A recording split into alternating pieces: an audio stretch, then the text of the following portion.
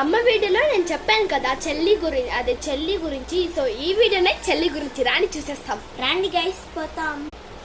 ఈరోజు చాలా పనులు ఉన్నాయి, ఎట్టిన పనులు చూసేవాళ్ళ. అమ్మా నేను నీకు ప్రశ్న అడుగుతానమ్మా. ఏంటో చెప్పు, ఏం ప్రశ్న? నాకు పిన్నినే లేదమ్మా, నాకు ఎవరైనా ఉన్నారా? దాని గురించి మాట్లాడదు, గమ్మున వెళ్ళిపో. నాకు టార్చర్ వస్తుంది నీ వల్ల. పో, కళ్ళ ముందర ఉండదు, పో అని. ఎప్పుడు వస్తానే ఉంటుంది పొద్దున్న. ఈ అమ్మ చెప్పట్నే లేదు, సరిపోయి కెంచుతాం. అమ్మా ప్లీజ్ మా. సరే చెప్తారా, కూర్చుంటాం.